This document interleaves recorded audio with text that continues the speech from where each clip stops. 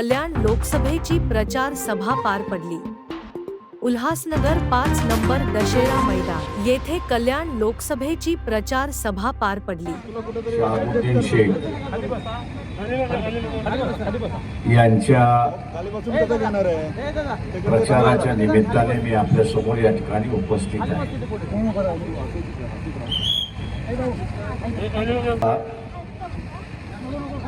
पाचवा टप्पा असं मी त्या ठिकाणी मानतोय आणि या पाचव्या टप्प्यामध्ये जी काही खाजगी सर्वेक्षण येते त्या खाजगी सर्वेक्षण वरनं असणारा 400 वरनं 300, 300 वरनं 280 इति घालण्याचं कामकाज, घाबरवण्याचं कामकाज आम्ही 400 येणारच। तुम्ही 2029 ची तयारी करा की भीती कोणाला होती की ज्याची इन्क्वायरी होती त्याला होती। इन्क्वायरी मध्ये कोण आहे तर उद्धव ठाकरे आहेत, राज ठाकरे आहेत, त्याच्यानंतर सोनिया गांधी आहेत, राहुल गांधी आहेत, त्याच्यानंतर खरगे आहेत, अनेक जण आहेत। यांना ही भीती होती की तुम्ही काय आमच्या आड येऊ नका, तुम्ही आता असताना 29च्या तयारीला लागा। परंतु देशाच्या जनतेने ठरवलं होतं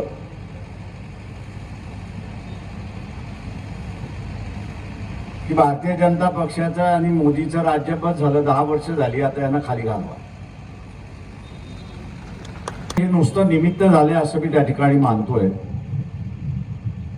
आणि ही निवडणूक जनता आणि भारतीय जनता पक्ष असं झाले अशी परिस्थिती आहे। गल्लोगल्ली मोदी फिरतात आहेत, एकेका शहरामध्ये एक नाही तर 10 सभा चाललेल्या आहेत। माणसाची पायाखालची वाळू घसरली की मग तू वारंवार येतो अशी परिस्थिती आहे। आणि म्हणून नरेंद्र मोदी आता आपण बघत असाल की वारंवार मतदारसंघामध्ये जाऊ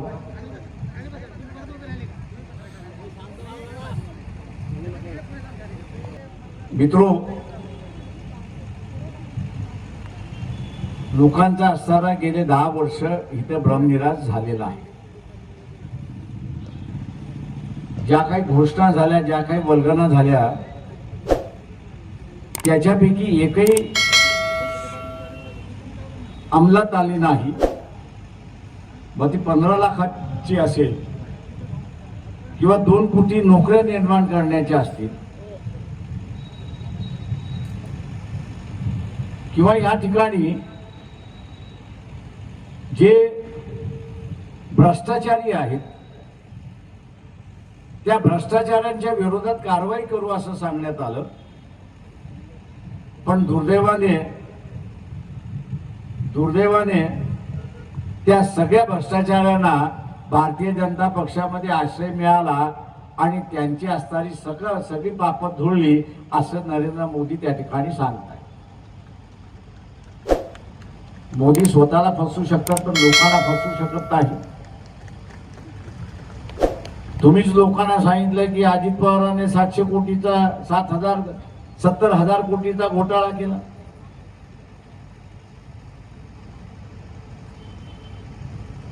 अनेक जणांची नावं घेऊ शकतो की ज्यांना तुम्ही पक्षामध्ये घेतले की यांनी अमुक घोटाळा केला, तमुक घोटाळा केला अशा रीतीने सांगण्यात आलं। ते घोटाळेबाज होते तर मग तुम्ही पक्षात काय घेतलं? मला आठवते की भंडारा गोंदिया मतदारसंघामध्ये गेल्यानंतर तिथले असणारे खासदार प्रफुल्ल पटेल त्यांनी इशारा दिला, माझं सरकार येऊ द्या, मी तुला आतमध्ये टाकतो बोईंगच्या दलालीमध्ये। आणि आज आपण बघत असाल की तेच प्रफुल्ल पटेल भारतीय जनता पक्षाचे स्पोक्सपर्सन झालेत अशी परिस्थिती आहे। ज्या पद्धतीने काँग्रेसने एक ॲडव्हर्टाइजमेंट काढली, वॉशिंग मशीन दाखवली आणि मोदीकडे असणारा असा वॉशिंग पावडर आहे की जो करप्ट आहे त्या वॉशिंग मशीन मध्ये टाकून धुतला की तो असताना करप्शनच्या बाहेर पडतो, असे एक ऍडव्हर्टाइजमेंट काँग्रेसवाल्यांनी दाखवलं. माझ्या काँग्रेसवाल्यांना असणारा प्रश्न आहे की तुम्ही करप्शनच्या बद्दल एक वॉशिंग मशीन दाखवली, पण मला दुसरी वॉशिंग मशीन पाहिजे, आणि ती म्हणजे जो धर्मवादी आहे आणि जो भारतीय जनता पक्षाबरोबर जाणार नाही असं लिहून देणारा नाही, असा असणारा उभाटा सेना जी आहे, उद्धव ठाकरेंची सेना जी आहे, की जी आज पुन्हा असणारा इथं धर्मवादी आहे. तुमच्याकडे कुठची वॉशिंग मशीन आहे आणि कुठचा साबण आहे की त्यातून त्याचा मेंदू साफ होतो, तो धर्मवादीचा सेक्युलरवादी होतो, तो कसा होतो आणि कुठली वॉशिंग मशीन आहे तिथं आम्हाला सांगा. मी ती वॉशिंग मशीन आम्ही विकत घेऊ आणि सर्व धर्मवाद्यांना त्या वॉशिंग मशीन मधनं काढून सेक्युलरवादी करू. आणि म्हणून मित्रो, इथं फसव्याच्या पलीकडे काहीच चाललं नाही अशी असणारी परिस्थिती. इथं फसवं राजकारण चाललेलं आहे, फसवण्याचं राजकारण चाललेलं आहे. आणि या फसवण्याच्या राजकारणापासून आपण वाचलं पाहिजे अशी असणारी परिस्थिती आहे. मतदानाची टक्केवारी कमी येते. हा जो 2014ला आणि 2019ला भारतीय जनता पक्षाला मतदान करायला गेला होता, फार आशेने गेला की आता काहीतरी नवीन सुरुवात होईल, आर्थिक विकास होईल. त्याचा 10 वर्षामध्ये भ्रमनिराश झाला. याचं कारण की ज्या 2C स्कॅम, तोही भ्रष्टाचार होता, त्याच्यामुळे नरेंद्र मोदीला आणलं, तर नरेंद्र मोदी हा त्याच्यापेक्षा भ्रष्टाचारी निघाला, असे या नवीन तरुण पितराचं असणारं मत झालेलं.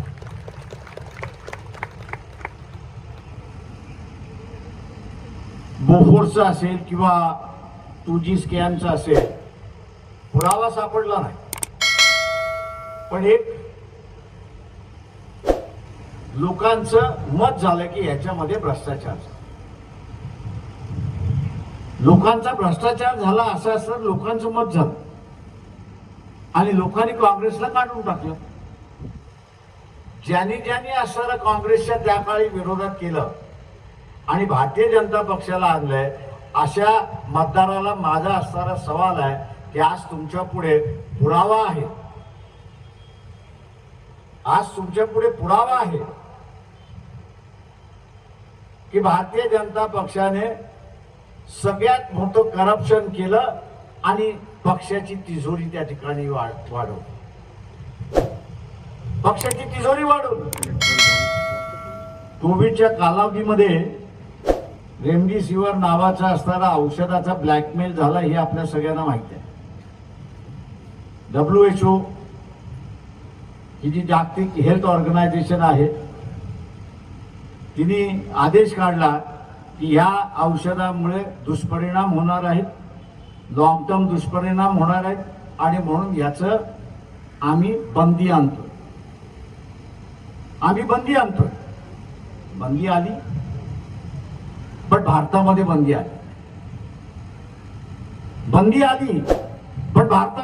आली नाही. याचं कारण की या देशाचा पंतप्रधान हा गुजराती आहे. रेमडेसिवीर मॅन्युफॅक्चर करणारी कंपनी गुजरात मधली आहे, सँडो नावाची आहे. मॅन्युफॅक्चर करण्याची परमिशन त्या ठिकाणी देण्यात आली आणि मोदी या रेमडेसिवीरच्या नावाखाली मौत वाटत होता, हे आपण असणारा लक्षात. तो लोकांना मरण देतो. 18 कोटीचे असणारे इलेक्ट्रोलाइट बॉन्ड, 18 कोटीचे इलेक्ट्रोलाइट बॉन्ड खरीदले आणि भारतीय जनता पक्षाच्या तिजोरीमध्ये नेऊन टाकले. या सरकारला माणसांची किंमत नाही, पण या सरकारला बीजेपीच्या तिजोरीची महत्व आहे, हे आपण लक्षात घ्या. तिजोरी भरली पाहिजे, त्या गोळ्याने माणसं मेली तरी चालतील, असा असणारा पंतप्रधान आपल्याला चालतो का, या आपण विचारला पाहिजे, अशी असणारी परिस्थिती. इथेच थांबत नाही. की या देशाला हिंदू राष्ट्र करायला निघाल,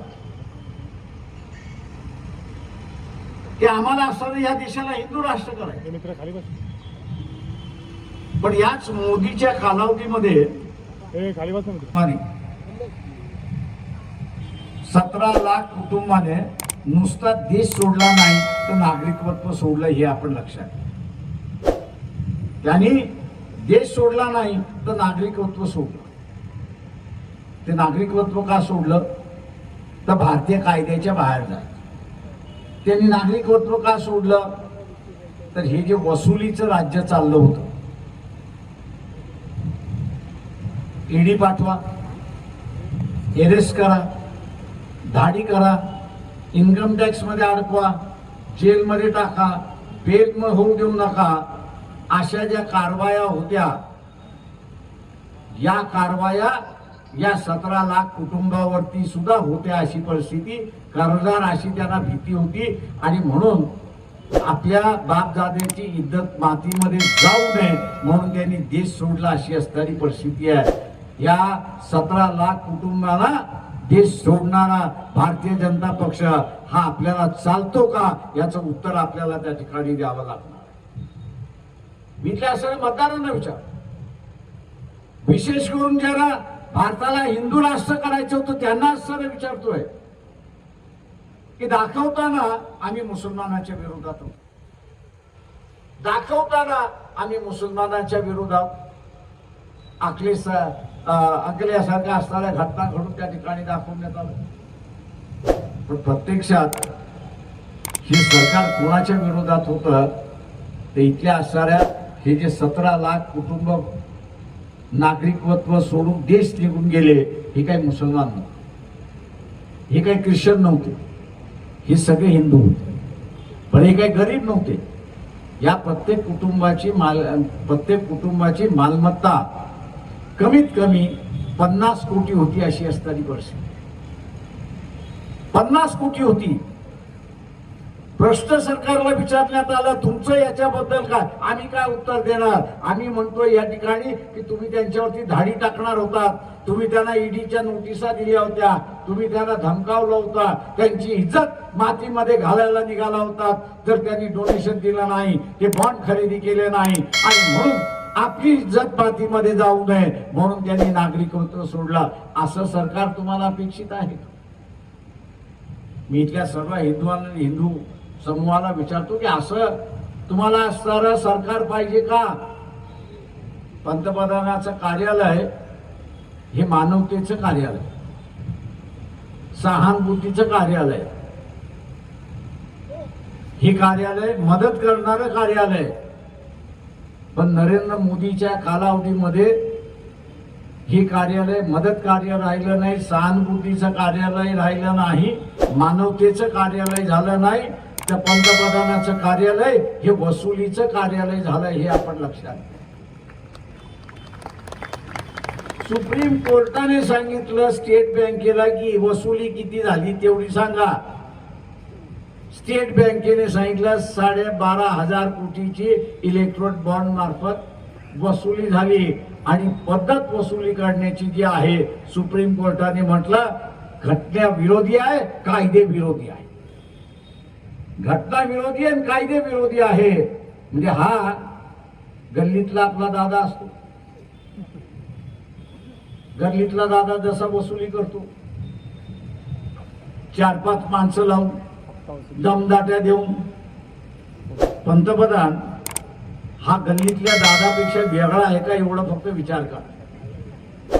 तो जसा वसुली करतो 100 रुपये, 200 रुपये, 250 रुपये, हा फक्त कोटीमध्ये वसुली करतो, एवढाच फरक आहे.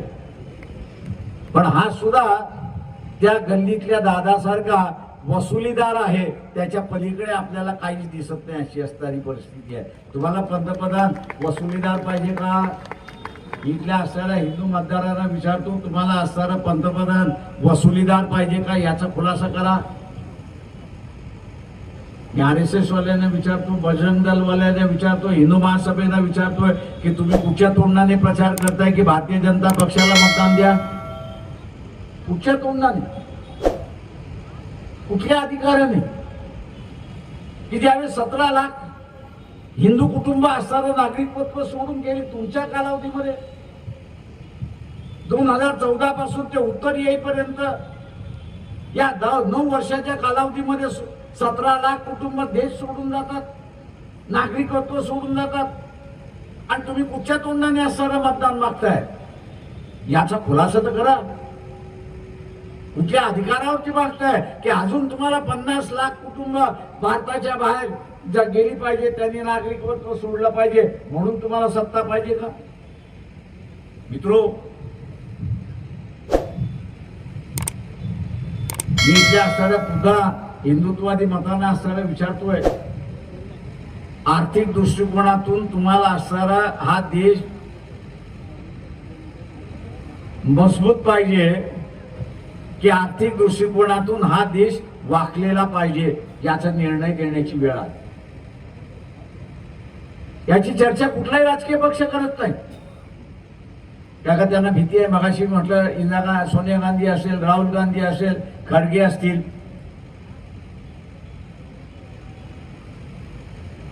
या सगळ्यांची इन्क्वायरी लावून बसलाय म्हणून ते बोलत नाही. इकडच्या तिकडच्या फक्त गप्पा मारतात. मोदी ज्यावेळेस पंतप्रधान झाले त्यावेळेस 100तले 26 रुपये कर्ज होतं. भारतावरती 100तले 26 रुपये कर्ज होतं. आज 10 वर्ष पूर्ण होणार आहेत.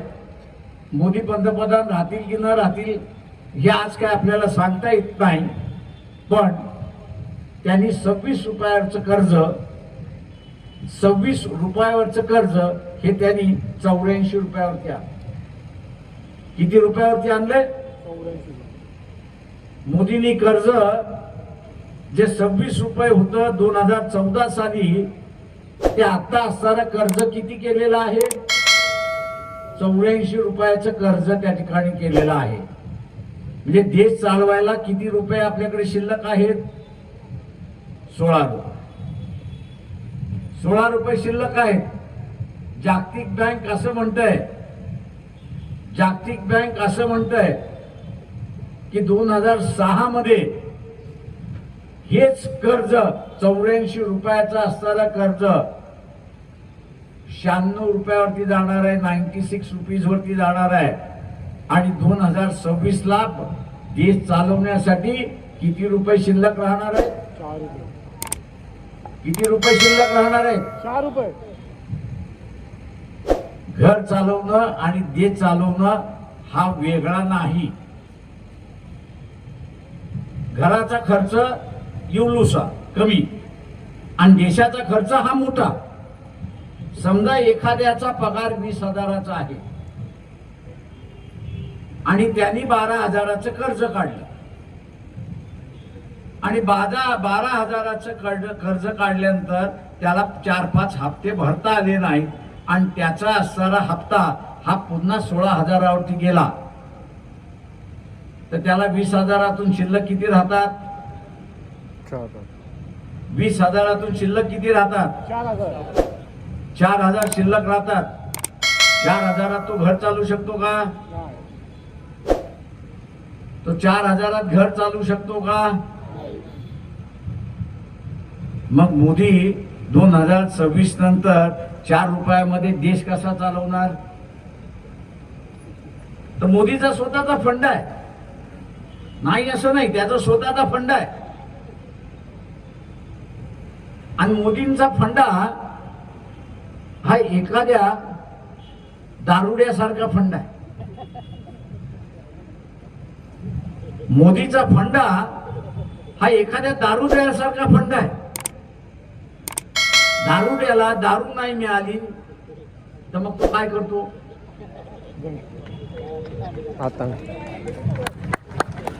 घरातली भांडी कुंडी विकायला सुरुवात करतो. बायकोचं मंगलसूत्र सगळंच विकायला सुरुवात करतोय. मोदी आपल्याला काय सांगतोय की मी आता या देशातली नवरत्न विकणार. अरे बाबा, तू काय विकणार? आपण सुद्धा आपल्या वाडवडिलांचं जे काही सोनं नाणं आहे ते जपून ठेवतो. का जपून ठेवतो? तर एक भावना गुंतलेली आहे की वाडवडिलांचं आहे, त्याला जपलं पाहिजे, भावना गुंतल्यात म्हणून आपण जपवतो. आणि दुसऱ्या बाजूला हे आपल्याकडे जपून ठेवलं तर आपल्याला आर्थिक सुरक्षितता येते.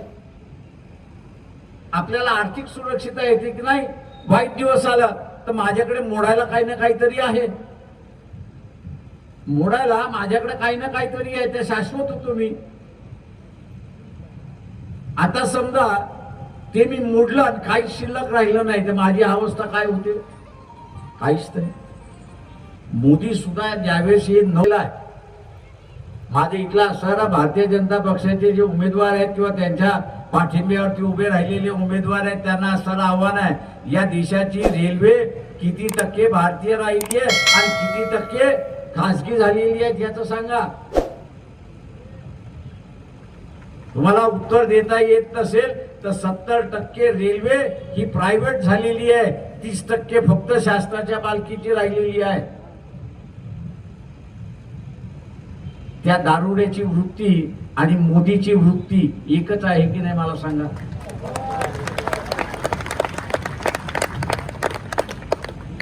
शेवटी दारुड्या कंगाल झाला तर काय होतो? बेघर होतो, तो बेघर होतो. उद्या या सगळ्या नवरत्न विकल्या आणि पैसे राहिले नाही तर आपण काय होणार? सावकार काय करतो? सावकार काय करतो? सगळं लिहून घेतो ना. बाबासाहेब असं म्हणाले होते की या देशाची राजकीय सार्वभौम टिकवायची असेल तर भारताचा आर्थिक कणा मजबूत असला पाहिजे. हे जे नवरत्न आहेत हा भारताचा अर्थकणा आहे, हा भारताचा कणा आहे. आणि हा भारताचा कणा असल्यामुळे आपण ताट पाण्याने जगामध्ये आज जगू शकतोय, ताट पाण्याने आज आपण फिरू शकतोय. पण उद्याच हे नवरत्न जे भारताचे आर्थिक कणा आहे तोच यांनी विकून झाला तर आपण ताट राहणार की वाकणार? मी इथल्या सगळ्या हिंदुत्ववाद्यांना विचारतोय, तुम्हाला भारताची परिस्थिती पाकिस्तान सारखी करून घ्यायचंय का? मोदी सारखा पाकिस्तान करतोय का? त्याला माहिती आहे की मी सुद्धा पाकिस्तान जसा कंगाल झालाय तसं भारताला सुद्धा कंगाल करायला निघालेलो आहे आणि मग सारखं त्याच्या डोक्यामध्ये पाकिस्तान बसलेला असतो. माझं आव्हान आहे आपल्या सगळ्यांना, या देशाचा आर्थिक कणा आपल्याला मजबूत ठेवायचा असेल तर भारतीय जनता पक्षाच्या विरोधात हे आपण मतदान दिलं पाहिजे, हे आव्हान मी या ठिकाणी करतो. इथे एक चर्चा सुरुवात झाली,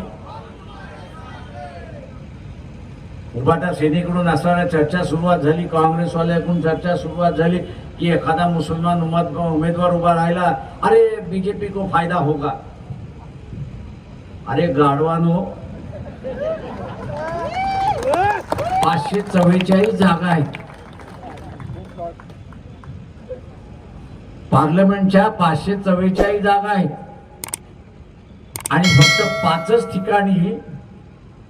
पाचच ठिकाणी अल्पसंख्याक उमेदवार उभा राहिलाय. 4 मुंबईत आणि 1 कल्याणमध्ये.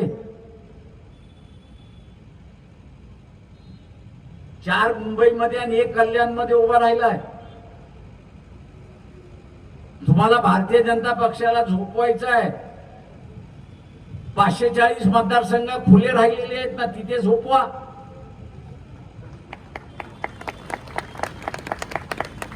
मी असणारा उभाटा सेनेला विचारतो, तुमचा इथला असणारा उमेदवार खरंच लढणारा आहे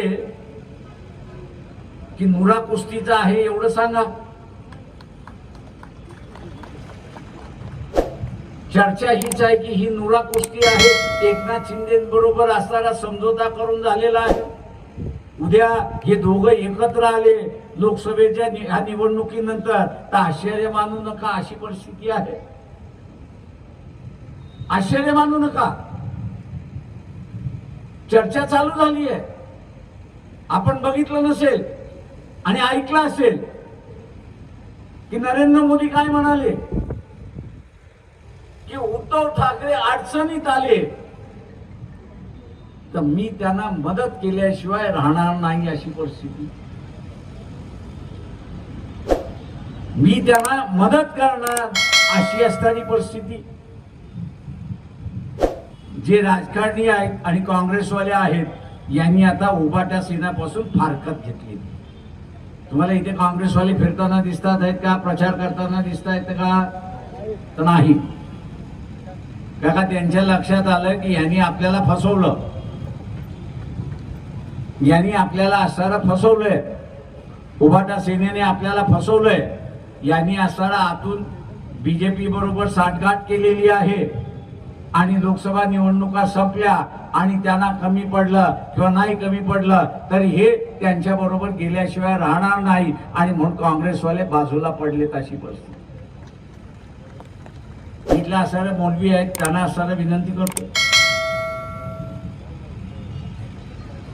कि आप चिल्ला रहे हो कि हमको किसी ने नुमाइंदगी नहीं दी, उम्मीदवारी नहीं दी. बात सही है कि कांग्रेस ने नहीं दी, उभाटा सेना ने नहीं दी, एनसीपी ने नहीं दी, ये बात सही है. लेकिन जिस किसी संगठन ने दिया है, पार्टी ने दिया है, कम से कम ये तो मानो कि एक मुस्लिम उम्मीदवार कल्याण कॉन्स्टिट्यूंसी हो या मुंबई की 4 कॉन्स्टिट्यूंसी है, वहां पर खड़े हैं. वहां पर माइनॉरिटी के कैंडिडेट हैं, 4 मुस्लिम कैंडिडेट, बुद्धिस्ट कैंडिडेट हैं, रिलीजियस माइनॉरिटी के कैंडिडेट हैं. आप उसी पे चर्चा ये क्यों करते हो कि बीजेपी को हराना है? मैंने जैसे कहा कि 540 सीटें, वहां पर ये चर्चा करो कि बीजेपी को हराना है, लेकिन ये 5 सीटों पर जो है ये चर्चा शुरुआत करो कि नहीं, हमको माइनॉरिटी का उम्मीदवार जिताना है ताकि वो पार्लियामेंट में जाके अक़लियतों की आवाज जो है वो बुलंद करे. हम इस बात की चर्चा क्यों नहीं करते? उभाटा सेने का तो मकसद सीधा है, उम्मीदवारी देनी नहीं, नुमाइंदगी देनी नहीं, और फिर बीजेपी को आराम से मुसलमानों के वोट ले दो और बाद में जो होना है वो कर लो. खलीफत हाउस में एक 4 दिन पहले बैठक हुई जिसमें सभी पार्टियों को बुलाया गया था. जहां वंचित अघाड़ी भी वहां पर उपस्थित थी. सेना वाले उस मीटिंग में आए नहीं, उद्धव ठाकरे की सेना के कोई आए नहीं वहां पर. उनकी मांग क्या थी? उनका यही मांग था कि 1991 में जो प्लेस ऑफ वर्शिप एक्ट आया है उसका पार्लियामेंट उसका अमल करे. दूसरा जो एनआरसी और सीए है ये संविधान के खिलाफ है, इसके बारे में आप आवाज उठाइए. तीसरा जो है वो उम्मीदवारी की बात थी, और चौथा जो है कि भैया क्योंकि हम आपको वोट दे रहे, माइनॉरिटी आपको वोट दे रहा है, इसलिए आपने हमको आश्वासित करना चाहिए कि 5 साल तक आप जीत के आए तो भारतीय जनता पक्ष के साथ भी नहीं जाओगे. लेकिन यह आश्वासन देने के लिए शिवसेना उभाटा से कोई वहां पर उपस्थित नहीं था. अब क्या अर्थ निकाले? बीजेपी को तो हराना है, इसमें कोई दोहरा नहीं है, लेकिन बीजेपी को हराने के लिए मोहम्मद शहाबुद्दीन भी हरा सकता है अगर आपने तय कर लिया तो. आपने अगर तय कर लिया तो मोहम्मद शहाबुद्दीन भी उसको हरा सकता है, जिसके बारे में गारंटी नहीं है कि चुन के आने के बाद आपके साथ वफादार रहे. फिर आग से क्यों खेलते हो? मुस्लिम समुदाय से ऐलान करता हूं, जब तक आप अपने आप को वोट देने के लिए नहीं सीखो, जब आप अपने को वोट देने नहीं सीखोगे तब तक दूसरों को आप ये नहीं कह सकते हो कि मुझे नुमाइंदगी चाहिए, क्योंकि सामने वाला सवाल वही कहेगा कि आपके उम्मीदवार थे, मुस्लिम उम्मीदवार था, आपने मुस्लिम उम्मीदवार को वोट क्यों नहीं दिया? आपके पास क्या जवाब है? जब आप ही मुसलमानों को वोट देने के लिए तैयार नहीं तो दूसरा यही कहता है अरे यार ये तो मुसलमानों को वोट देने के लिए तैयार नहीं तो इसको क्यों मुसलमान कैंडिडेट दे, उसको भी वोट देगा नहीं देगा, क्या गारंटी है? हम लोग अपनी परिस्थिति जो है वो खुद ही बना, और हम लोग परिस्थिति क्या बना रहे कि हम मुसलमानों को वोट नहीं देंगे, या हम ही परिस्थिति बना रहे। और ये कौन बना रहा है? तो मुसलमान बना रहा है। और उसी पे आज उंगली दूसरे पार्टियां रखते, अरे भैया इनको उम्मीदवार देने के बाद ये मुसलमान कैंडिडेट को वोट नहीं देते तो इनको क्यों वोट दिया, एक सीट क्यों खराब करे? इसलिए मैं सभी तमाम मुसलमान भाइयों से कहता हूं कि आपकी मिसाइल जो है कुछ हद तक हर पार्टी आपको साथ देगी, लेकिन 100% अगर साथ चाहते हो तो एक मुसलमान पार्लियामेंट में पहुंचना चाहिए। ये आप लोगों की एक जिम्मेदारी, वो आपकी एक जिम्मेदारी, उसको आप अदा नहीं कर रहे हो। तो वहां आपकी चर्चा चली आ रही है बीजेपी आ जा रही है, एक सीट से कहां बीजेपी आती है। ये जो बेवकूफी और बेवकूफी बातें जो होती है उसको कहीं ना कहीं तो भी अंत होना जरूरी है, ऐसा मैं मान के चलता हूं।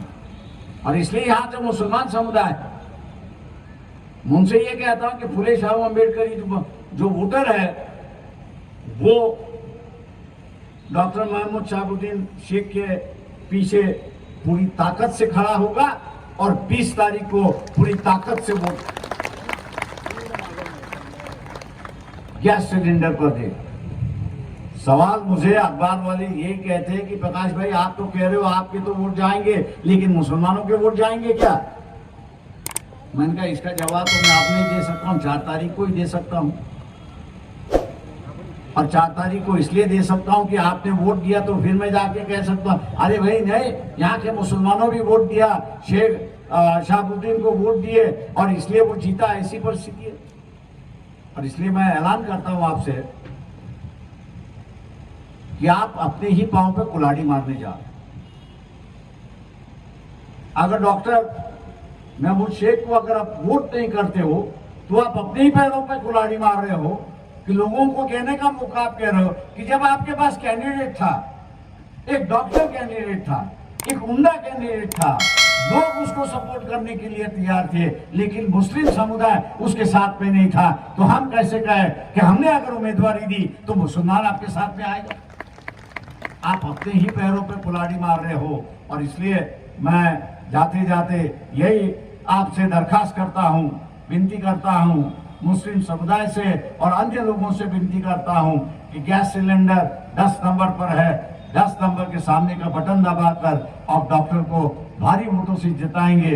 इन्हीं आशा लेते हुए मैं अपनी रजा लेता हूं। जय हिंद। तर आज दिनांक 14/2024 रोजी आज बाळासाहेबांची सभा पार पडली उल्हासनगरमध्ये। कॅमेरामॅन विवेक बनकर, मी रोहित मस्के, सत्यशिवाय परिवर्तन, भीमशाही। जय भीम। जय भीम, जय संविधान। आपण भीमशाही न्यूजवर नवीन असाल तर चॅनलला लाईक करा, शेअर करा आणि हो सबस्क्राईब करायला विसरू नका। पाहत राहा भीमशाही न्यूज, सत्यशिवाय परिवर्तन।